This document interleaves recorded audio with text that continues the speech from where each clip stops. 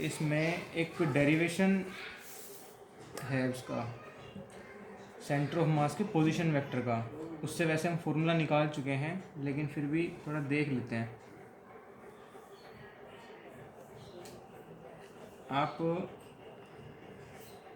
Short में ही करा देता हूँ इसको। ये एक मास है m1, ये कोई दूसरा मास है m2, ये इसका पोजीशन वेक्टर r1, ये इसका पोजीशन वेक्टर r2। जल्दी से ही कर लेंगे इसको, ज़्यादा नहीं है। इन दोनों के का सेंटर ऑफ मास यहीं कहीं आएगा, इनकी इसी लाइन पर। मान लो ये यहाँ आ जाता है, सो ये हो गया इसका centre of mass, r, capital R से डिनोट कर देते हैं इसको। ये हो गया इसका पोजीशन वेक्टर, कैपिटल R इधर लिख दिया। इस पे कुछ ग्रेविटेशनल फोर्स भी लगेगी, फोर्स ऑन 1 ड्यू टू 2। इस पर भी कुछ फोर्स लगेगी, फोर्स ऑन 1 ड्यू टू 2। इस पर मान लो कोई एक्सटर्नल फोर्स भी लग रही है, F1 फोर्स। इस पर मान लो कोई एक्सटर्नल फोर्स भी लग रही है, F2 फोर्स।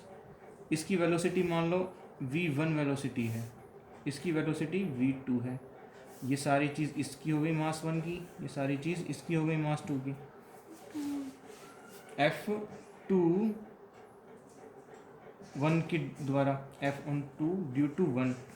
सो v1 को हम ऐसे भी लिख सकते हैं, dr1 अपॉन dt। v2 को ऐसे भी लिख सकते हैं, dr2 अपॉन dt। अच्छा, आप मेरे को ये बताओ कि न्यूटन का सेकंड लॉ एक्चुअल में है क्या? न्यूटन का सेकंड लॉ डिस्क्राइब करना।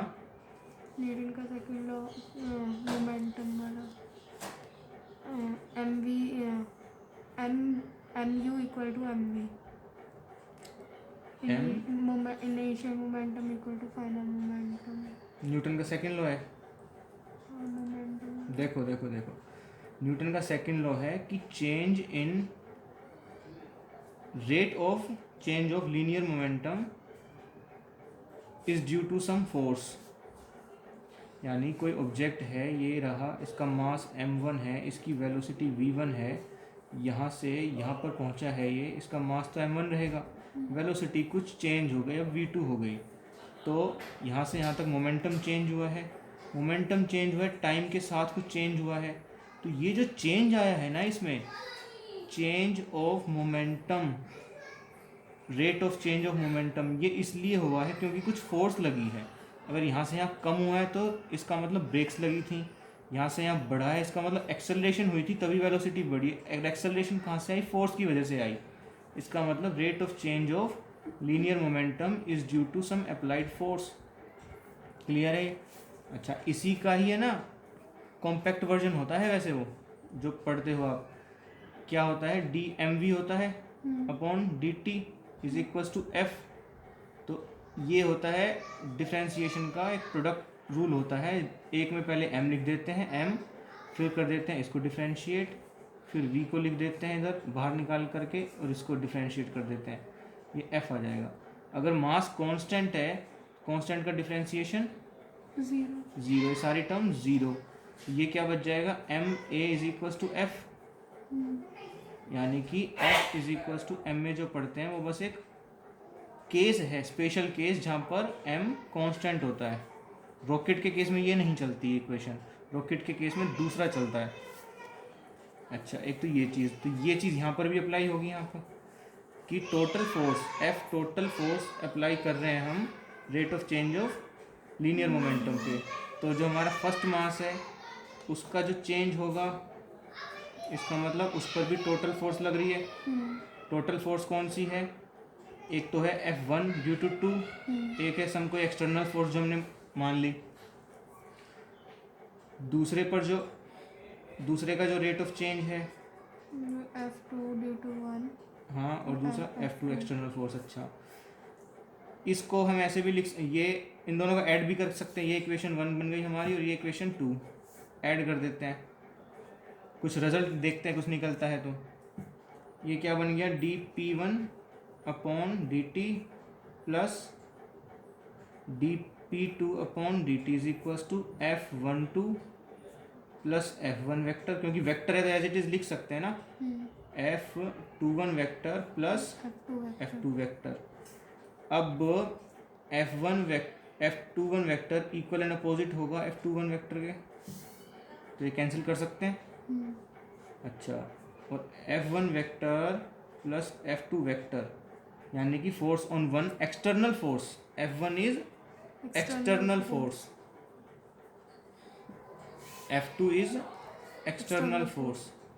अच्छा, तो ये अब सिस्टम पर, ये भी टू मास सिस्टम है ना, टू मास सिस्टम है, उसकी एक्सटर्नल फोर्स है, तो हमने इसको कह दिया टोटल F है कोई external force, two mass system की एक्सटर्नल फोर्स F एक्सटर्नल, यानी कि D m1v1 upon dt plus D m2v2 upon dt is equal to external force of system. अच्छा, अब m1 को बाहर निकाल लेते हैं, m2 को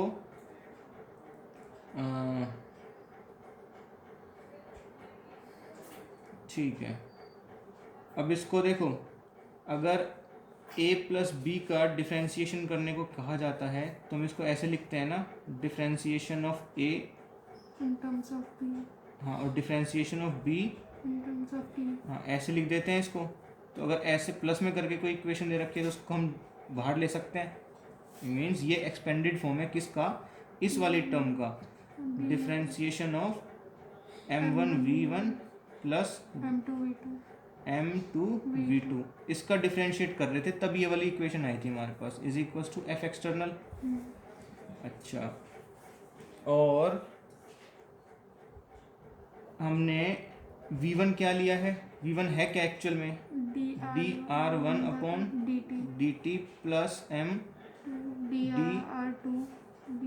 r2 upon dt is equal to F external. अब कोई प्रोडक्ट हमारे पास ऐसे है m1 r1, इसको हम डिफ्रेंशिएट कर रहे हैं, तो इसको हम ऐसे लिख सकते हैं ना, m1 हमारा कांस्टेंट है तो dr1 अपॉन dt। अब ये ऐसे लिखा हुआ है तो हम इसको ऐसे लिख सकते हैं, ये dr बाहर आ जाएगा, means d upon dt m1 r1 plus d upon dt m2 r2, ऐसे लिख सकते हैं, बाहर ये ब्रैकेट R2, ये F एक्सटर्नल, ये D upon D T, means double differentiation हो गया। अब इस वाले को भी फिर हम अगेन इसी तरह से लिख सकते हैं, ये एक्सपेंड करके लिखा हुआ है, हम इसको कॉम्पैक्ट करके लिख सकते हैं।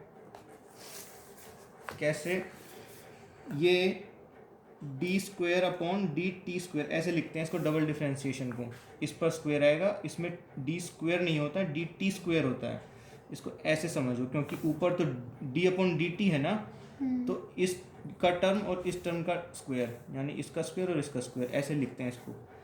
तो ये क्या हो गया, m1 r1 plus m2 r2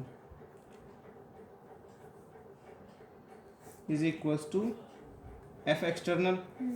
अच्छा, अब इसमें हम अगर इसको हम m1 प्लस m2 से मल्टीप्लाई कर दें और m1 प्लस m2 से डिवाइड कर दें तो चेंज तो नहीं आएगा कोई। इस m1 प्लस m2 को हम अंदर भी लिख सकते हैं, कांस्टेंट ही तो है टोटल मास, तो ये क्या हो जाएगा, m1 plus m2 double differentiation with respect to time m1 r1 plus m2 r2 upon m1 plus m2 is equals to F external. अब इसको हम ऐसे लिख देंगे, double differentiation with respect to time r vector, position vector is equals to F external. इससे compare करेंगे तो position vector हमारा ये निकल के आ गया, ये सेंटर ऑफ मास का पोजीशन वेक्टर निकल के आ गया, mr1 plus m2 r2 upon m1 plus m2। ये कंप्लीट है, इसी में ही x कोऑर्डिनेट है, इसी में y कोऑर्डिनेट है, इसी में z कोऑर्डिनेट है। x कोऑर्डिनेट होता 1 और 1, x1 और x2, y कोऑर्डिनेट होता y1 y2, z कोऑर्डिनेट होता तो z1 z2। अच्छा, अब आप एक चीज़ और देखो, जो आप फॉर्मूला लिखते हो ना कोई भी, जैसे कि फोर्स लिखा, force is equal to m into a, ये एक्चुअल में होता है सेंटर ऑफ मास की एक्सेलरेशन, सेंटर ऑफ मास लग रहा है फोर्स पर, p लिखते हो is equal to M V, यहाँ पर ये सेंटर ऑफ मास की वेलोसिटी, सेंटर ऑफ मास का मोमेंटम, इस तरह से पूरा लिखा जाता है। अब आप खुद देखो, अगर आपके पास पोजीशन वेक्टर आर ये है, m1 r1 plus m2 r2 upon m1 plus m2, इसको डिफ्रेंशिएट कर देते हैं, यही तो आएगा। डिफ्रेंशिएट करते हैं पोजीशन वेक्टर को, तो क्या मिलता है, वेलोसिटी वेक्टर। अच्छा, ये तो देखो पहले तो लिया था हमने सिर्फ एक पोजीशन वेक्टर एक मास का, है ना। अब ये टोटल आर का है हमारे पास, तो ये क्या है, velocity vector of centre of मास, है ना।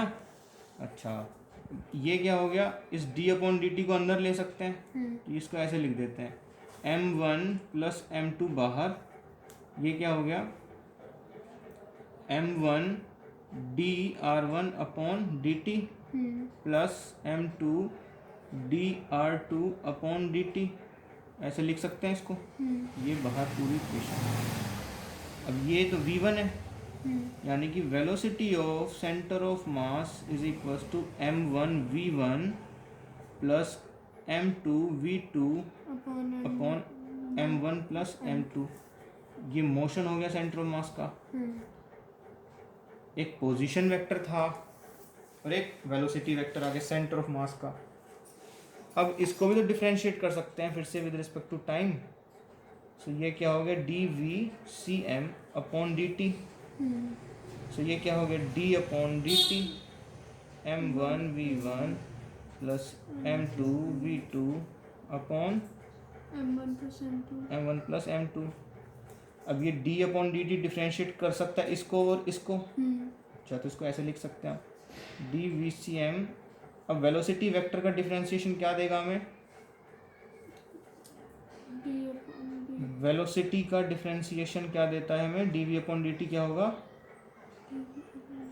Change in velocity upon change in time, acceleration of centre of mass, क्या मिलेगा हमें, M D upon D T into V one plus m2 dv2 upon dt, ये bracket close, upon m1 plus m2 और ये bracket बड़ी close middle.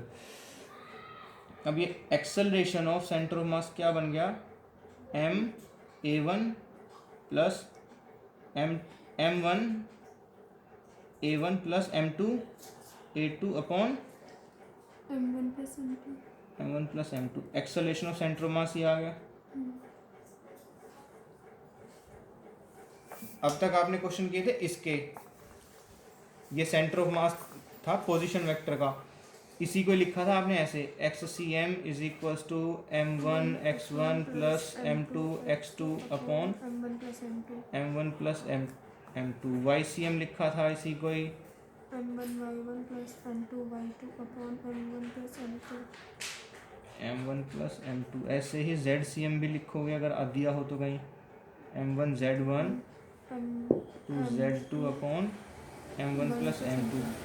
3 मास का होता है तो थर्ड वाला क्वांटिटी आ जाता, 4 मास का होता है तो फोर्थ वाली क्वांटिटी आ जाती। ये वेलोसिटी वेक्टर है, मीन्स अगर वेक्टर हटा दें तो भी सेल्फ अंडरस्टूड है, उसकी जो वेलोसिटी है m1 v1, ये उसका सेंटर ऑफ मास आ जाएगा, ये उसका एक्सेलरेशन आ जाएगा सेंटर ऑफ मास का। क्वेश्चंस गिवन है इसके। अच्छा, तो यहाँ से आई थी वो चीज़। अच्छा, क्वेश्चन करोगे इसके, 1-2 क्वेश्चन अटेम्प्ट करके देख लो।